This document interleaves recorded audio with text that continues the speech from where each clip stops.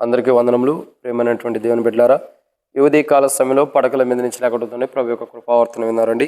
శుక్రవారము 6వ తారీఖు మార్చి నెల 2026వ సంవత్సరం ఈ ఉదయకాలం పడకల నుంచి లేకపోతుంది ప్రభు యొక్క కృపావర్తన విన్నారండి. నిర్గమాకాండము 23వ అధ్యాయం 20వ వచనం. నిర్గమాకాండము 23వ అధ్యాయము 20వ వచనాన్ని మనం గమనించినట్లయితే ఇక్కడ కొన్ని విషయాలు రాయబడుతూ వచ్చింది. నిర్గమాకాండం 23వ అధ్యాయం 20వ వచనం. దేవుని వాక్యాన్ని చూద్దాం. ఇదిగో త్రోవలో నిన్ను కాపాడి నేను సిద్ధపరచిన చోటుకు నేను రప్పించుటకు ఒక దూతను నీకు ముందుగా పంపుచున్నాను. కాబట్టి దేవుని వాక్యాన్ని చూసినట్టు ప్రియులారా, దేవుని లేఖన భాగాలు ఏమంటున్నాయంటే ఒక దూతను నీకు ముందుగా పంపుచున్నాను. దేవుడు తన దూతను మనకు ముందుగా పంపేవాడు ఉన్నాడు. ఇక్కడ మాట్లాడుతున్న మాట, ఇదిగో నిన్ను కాపాడుటకు ఒక దూతను నీకు ముందుగా పంపుచున్నానని దేవుడు మాట్లాడుతున్నాడు. అయితే ఇక్కడ గమనించాల్సిన కోణం ఏంటంటే, ఆయన దూత ఎవరికి ముందుగా అసలు వెళ్ళదు. ఆయన ఏమంటున్నాడు, నా దూత నీకు ముందుగా పంపిస్తానంటున్నాడు. ఓకే, ఆ దూత అసలు ఎవరికి ముందుగా వెళ్ళకోకుండా ఆగిద్ది? వెళుతుంది ఎవరి కోసం అన్నది చూస్తున్నాం. మోషే కానీ యెహోషువ కానీ వెళ్తున్నారు, వాళ్ళకి ముందుగా దేవుడు తన దూతను పంపిస్తున్నాడు. అదే గమనించాల్సిన కోణం ఏంటంటే, ఒక మాట మనం అర్థం చేసుకోవాలి. ఏంటి, ఆయన దూత ఎవరికి ముందుగా వెళ్ళకోకుండా ఆగిద్ది అని అంటే ఒక 5 విషయాలు మనం చూడొచ్చు. ఎందుకంటే ఈరోజు దేవుని వాక్యం ఉంది కదా, నా దూత నీకు ముందుగా పంపిస్తున్నాను అంటున్నాడు కదా. నిజంగా దేవుడు తన దూతను మనకు ముందుగా పంపించి ఎన్నో గొప్ప కార్యాలు చేసేస్తున్నాడు. కాబట్టి దేవుడు నా ఎడలు ఎన్నో గొప్ప కార్యాలు చేయడానికి నాకు ఆటంకంగా అభ్యంతరంగా ఉండే ప్రతి ఒక్కటిని దేవుడు తీసివేసి నాకు ముందుగా తన దూతను పంపిస్తున్నాడు అంటున్నాం. కానీ దేవుడు తన దూతను పంపిస్తాడు, పంపించుకునే ఉండడు. కానీ ఆయన తన దూతను పంపిస్తున్నాడు కదా, ఆ దూత ఎవరికి ముందుగా వెళ్ళకోకుండా ఉండిద్ది అన్నది కూడా చూడాలి.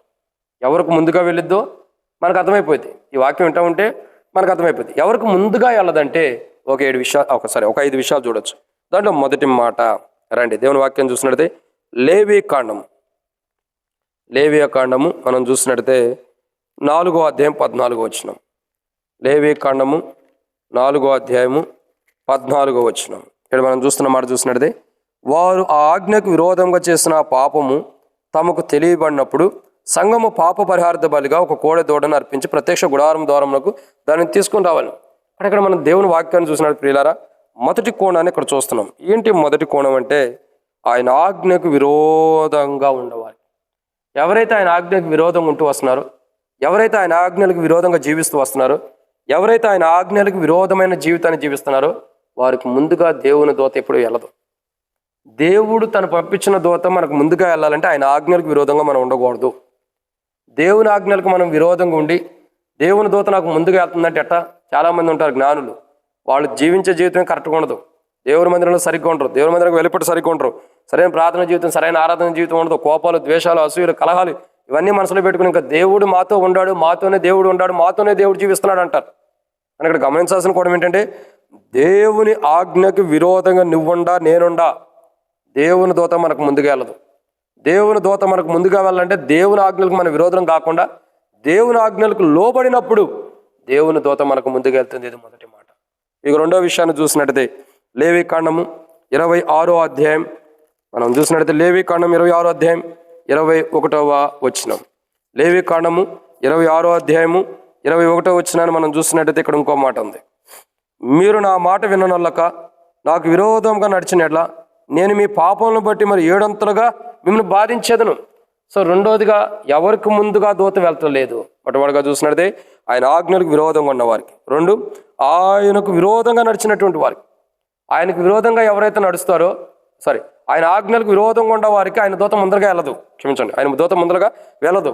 ఆయన ఆజ్ఞకు లోబడిన వారికి ఆయన దూత ముందరగా వెళ్తుంది. తర్వాత ఆయనకు విరోధంగా నడిచిన వారికి ఆయనకు విరోధంగా నడిచిన వారికి ముందరగా దూత వెళ్ళదు. ఆయనకు విరోధంగా ఎవరైతే నడుస్తున్నారో, ఆయనకు విరోధంగా ఎవరైతే నడుస్తానికి ఇష్టపడతారో వాళ్ళకి ముందరగా దూత వెళ్ళదు. ఆయనకు విరోధంగా నడవకోకుండా ఆయన అడుగుజాడల్లో నడిచేటటువంటి వారికి, ఆయన అడుగుజాడల్లో నడిచేటటువంటి మనుషులకు ముంగటగా ఆయన దూత వెళ్తుంది తప్పగా ఆయనకు విరోధంగా నడిచిన వారికి ముందుగా ఆయన దూత వెళ్ళదు. ఇది రెండో కోణం. ఈరోజు మనం ఆయనకు విరోధంగా నడుస్తుంటే మన జీవితాలు ఆయన ఆజ్ఞకు విరోధంగా ఆయనకు విరోధంగా నడుస్తుంటే దేవుని దూత మనకు ముందుగా వెళ్తుందన్న భ్రమలో మనం ఉంటాం తప్పక వెళ్ళదు. సో ఆయన ఆజ్ఞలకు లోబడి తర్వాత ఆయన మార్గంలో ఆయన అడుగుజాడలో నడిచినప్పుడు ఆయన దూత నీకు ముందుకెళ్తే ఎంతకాలం నువ్వు ఆయనకు ఆజ్ఞకు విరోధంగా ఎంతకాలం ఆయన మార్గంలో రాకపోయినా దేవుని దూత నీకు ముందుకు వెళ్తుందన్న భ్రమలో ఉంటాను తప్పక అంతే. ఇది 2. 3వ విషయాన్ని చూసినట్టే సంఖ్యాకాండం సంఖ్యాకాండము మనం చూసినట్లయితే 14వ అధ్యాయం.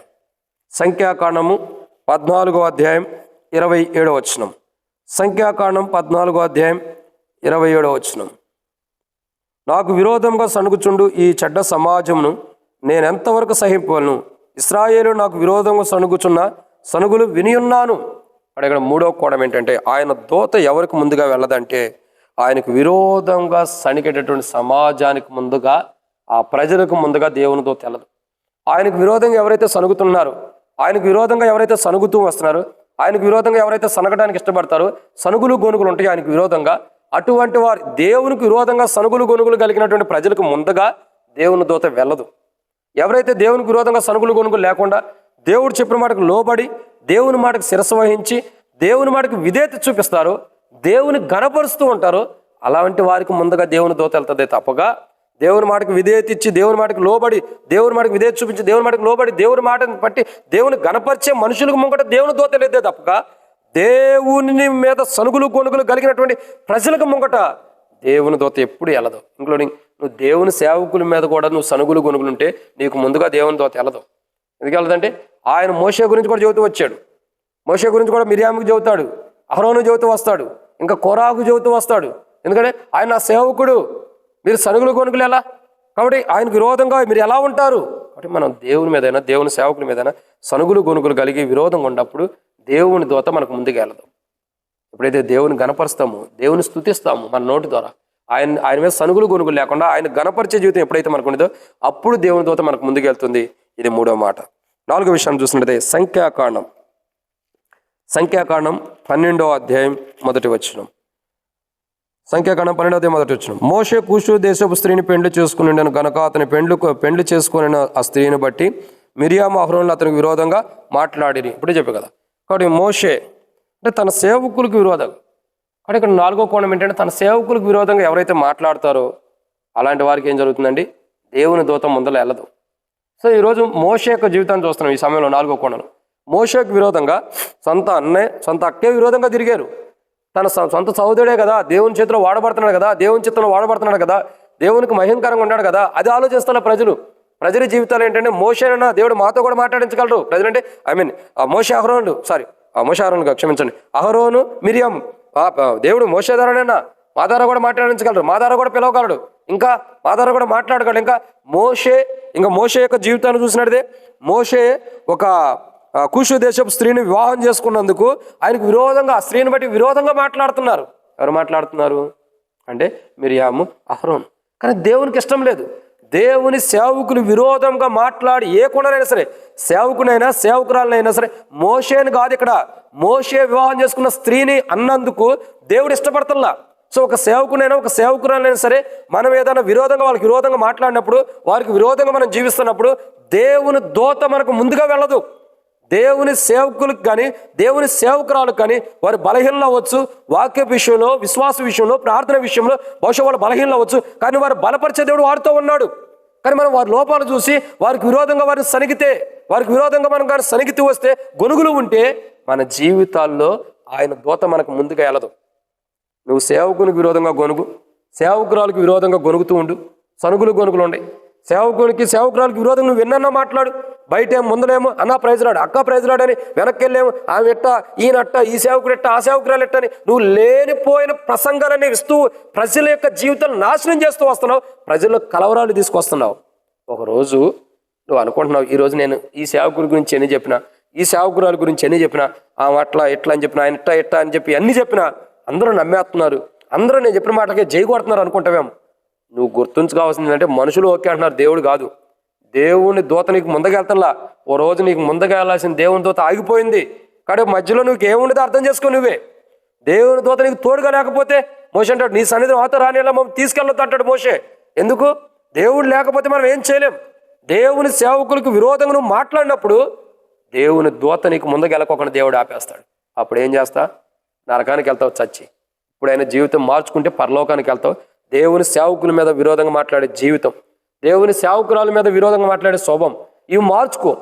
ఆ సేవకులు ఎట్టంటాడు, ఈ సేవకుడు ఎట్టంటాడు, ఈ సేవకుడు ఎట్ట, ఆయన ఎట్ట చదువుతాడు వాక్యం, ఈయనట్ట చదువుతాడు, ఆయన ఎట్ట బోధిస్తాడు, ఏమెట్ట బోధించింది, ఏమెట్ట చెప్పింది, అట్ట చెప్పిందని సేవకుడు సేవకురాల మీద పడి ఏడతమైన మన బ్రతుకంతా. నీ జీవితాన్ని ఎప్పుడు సరి చేసుకుంటావు? నీ ప్రవర్తన ఎప్పుడు సరి చేసుకుంటాం? మన ప్రవర్తన మనం సరి చేసుకోం. పక్కన సేవకుల మీద సేవకురాల మీద పడి ఏడుస్తూ ఉంటామే మన బ్రతుకంతా కూడా. అట్లా ఏడ్చే వారి బ్రతుకు, వారు చచ్చిపోయేంత వరకు కూడా అదే జీవితం ఉండేది, మారదు వారి బ్రతుకంతా కూడా. ఈ సేవకుడు మారిపోయిన ఇంకో సేవకుడు వచ్చిన ఆయన మీద పడి కూడా అట్టగే ఎడతారు, ఆ సేవకురాల మీద పడి కూడా అట్టగే ఎడతారు. ఎందుకంటే వాళ్ళ బ్రతుకే ఎడతాం సేవకురాల మీద. ఇలాంటి వారి జీవితాలకి దేవుడు ఎప్పుడు కూడా తన దూతను ముందరగా పంపడు. నువ్వు ఎప్పుడైతే నీ ప్రవర్తన మార్చుకుంటావు, నీవైనా అప్పుడు తన దూతను మనకు ముందుగా పంపిస్తాడు దేవుడు. ఇది 4. 5వ విషయాన్ని చూసినట్టయితే లేవీకాండం 5వ అధ్యాయం 19వ వచనం. లేవీకాండం 5వ అధ్యాయం 19వ వచనం. అది అపరాధ పరిహారార్థ బలి, అతడు యెహోవాకు విరోధంగా అపరాధం చేసినది వాస్తవము. కాబట్టి ఇక్కడ మనం చూస్తున్న 5వ కోణం చూసినట్టయితే యెహోవాకు విరోధంగా చేసిన అపరాధం. దేవునికి విరోధంగా మనం అపరాధము చేస్తున్నప్పుడు, దేవునికి విరోధంగా మనం అపరాధము చేసుకుంటూ వెళ్తే దేవుని దూత మనకు ముందుగా వెళ్ళదు. దేవుని దూత మనకి ముందుగా వెళ్ళదు. మనం దేవుని దృష్టిలో కానీ దేవుని ఎడలు కానీ ఎన్ని అపరాధములు మనం చేస్తామో, ఎన్ని అపరాధములు అయితే మనం చేసుకుంటూ వెళ్తామో అంతకాలం దేవుని దూత మనకు ముందుకు వెళ్ళదు. దేవుని దృష్టిలో అపరాధులు కావుతూ దేవునికి అపరాధములు చేసేవారు ఉంటూ ఇంకా యెహోవాకు విరోధంగా అపరాధం చేసిన వాడికి ఉండి దేవుని దూత నాకు ముందుకు వెళ్తుందంటే దేవుడు ఎటా పిచ్చోడా పంపించడానికి నీకు ముందుగా తన దూతని కాదే. దేవుడు జ్ఞానవంతుడు, దేవుడు అధికమైన జ్ఞానం కలిగిన వాడు, దేవుడు మహోన్నతుడైన దేవుడు. ఆయన పిచ్చి తరగ చేసేవాడు కాదు. ఆయన జ్ఞానం కలిగిన వాడు. ఆయన తన దూత నీకు ముందుగా పంపాలంటే నువ్వు దేవునికి విరోధంగా చేసిన అపరాధం సరిదిద్దుకోవాలి. అప్పుడే ఆయన దూత నీకు ముందుకు వెళ్ళేది. ఆయన దూత నీకు ముందుగా వెళ్ళాలంటే ఆయన ఆజ్ఞకి అక్కడ విరోధంగా ఉండవా సరిదిద్దుకోవాలి. ఆయన దూత నీకు ముందుగా వెళ్ళాలంటే ఆయనలో సరైన నడకోకుండా ఆయనకు విరోధంగా నడిచిన నడకను సరిదిద్దుకోవాలి. ఇంకా ఆయన దూత నీకు ముందుకు వెళ్ళాలంటే ఆయనకు విరోధంగా ఎక్కడ సనిగావో దాన్ని సరిదిద్దుకోవాలి. ఆయన దూత నీకు ముందుకు వెళ్ళాలంటే ఆయన సేవకుల్ని సేవకురాల్ని నువ్వు ఎలాగైతే సనుగులు గొనుగులు కలిగి వారికి విరోధంగా ఉండవు అది సరిదిద్దుకో. సేవకురాలకు విరోధంగా ఉన్నంతకాలం నీకు ముందుగా దూత వెళ్ళదు. ఇది 4. 5వ విషయం ఆయనకు విరోధంగా అపరాధం. ఆయనకు విరోధంగా నువ్వు చేసిన అపరాధం సరిదిద్దుకుంటే నీకు ముందుగా ఆయన దూత లేదు. లేకపోతే ఆయన దూత నీకు అప్పటికే ముందుకు వెళ్ళదు. నువ్వు జీవితకాలం అంతా ఆయన కాపుదల లేకుండానే ముందరికెళ్ళి ఒక రోజు నష్టపోతావు. అలాంటి నష్టం రాకూడదంటే చేసిన తప్పులు ఒప్పుకొని ఇప్పటికీ ఆయన ఆ దూత నీకు ముందుగా పంపుతున్నా అంటున్నాడు. కాబట్టి ఆయన దూత మనకు ముందుకు వెళ్ళాలంటే మనం చేసిన తప్పులు ఒప్పుకుని సరిదిద్దుకునే వారు ఉన్నట్లు ప్రభు సహాయం చేయను కాక ప్రార్థన. మమ్మల్ని మిక్కులుగా ఎక్కువగా ప్రేమించిన ప్రియ పరలోకపు తండ్రి, మీకు వందనాలు. మితమైన వాక్యం నీరు ఫలింపజేసి మీ సాక్షి నిలబెట్టి అక్కడ తీర్చమని తండ్రి, మీ దూతను మాకు ముందుగా పంపి మీ కాపుదల మాకు ఉంచి మీరు మహిమ తెచ్చుకోండి. అయితే మీ దూత మాకు ముందుగా వెళ్ళకపోవడానికి కారణాలు మేము చూస్తున్నాం. దేవా, ఆ తప్పులు క్షమించి, అపరాధం ఆ పాపము క్షమించి ఇక నుండి మీ దూత మాకు ముందుగా వెళ్ళే క్రైస్తవ జీవితం మేము జీవించడానికి సాధించమని యేసు ప్రభు నామములో ప్రార్థన చేస్తున్నాను తండ్రి, ఆమేన్. అందరికీ మన ప్రభువైన యేసు క్రీస్తు నామములో ప్రియమైన దేవుని బిడ్డలారా అందరికీ శుభాబంధనములు. ప్రేస్తున్నాను.